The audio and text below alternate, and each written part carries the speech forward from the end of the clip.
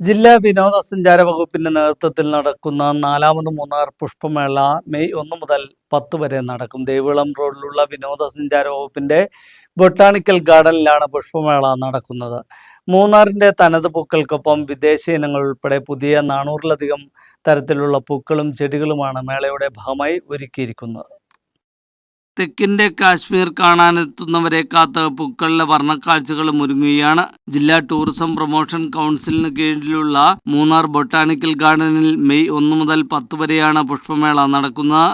മൂന്നാറിന്റെ തനത് പൂക്കൾക്കൊപ്പം വിദേശ ഇനങ്ങൾ ഉൾപ്പെടെ പുതിയ 400-ലധികം തരത്തിലുള്ള പൂക്കളും ചെടികളുമാണ് മേളയുടെ ഭാഗമായി ഒരുക്കിയിരിക്കുന്നത്. വിദേശ രാജ്യങ്ങളിൽ നിന്നുള്ള അസീലിയ, റോസ്, ഓർക്കിഡ്, ആന്തൂറിയം എന്നിവ ഇത്തവണത്തെ മേളയുടെ പ്രത്യേകതയാണ്.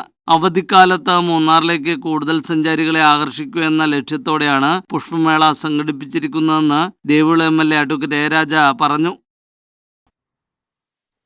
മെയ് മാസം 1-ാം തീയതി മുതൽ 10-ാം തീയതി വരെ മൂന്നാറിൽ DTPCയുടെ ബൊട്ടാണിക്കൽ ഗാർഡനിൽ 10 ദിവസം നീണ്ടു നിൽക്കുന്ന ഫ്ലവർ ഷോ ആരംഭിക്കുകയാണ്.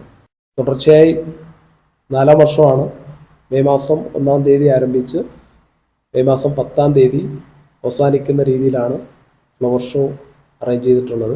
ഇത്തവണ 400 പുതിയ ഇനങ്ങൾ പൂക്കളുടെ വെറൈറ്റി ഇതിൻ്റെ ഭാഗമായി ഒരുക്കിയിട്ടുണ്ട്.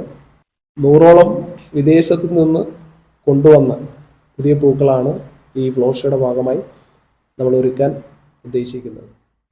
1,00,000-ലധികം ചെടികളാണ് ബൊട്ടാണിക്കൽ ഗാർഡനിലുള്ളത്. എല്ലാ ദിവസവും വൈകിട്ട് 6 മുതൽ 9 വരെ വ്യത്യസ്തങ്ങളായ കലാപരിപാടികളും ഉണ്ടായിരിക്കും. Mini river side beach, musical fountain, selfie point, വിവിധതരം സ്റ്റാളുകൾ, ഭക്ഷണശാലകൾ, അലങ്കാര ദീപങ്ങൾ എന്നിവയും പുഷ്പമേളയുടെ ഭാഗമായി ക്രമീകരിക്കും. മുതിർന്നവർക്ക് 100 രൂപയും കുട്ടികൾക്ക് 50 രൂപയുമാണ് പ്രവേശന നിരക്ക്. രാവിലെ 9 മുതൽ രാത്രി 9 വരെയാണ് പ്രദർശനം. News bureau Munnar.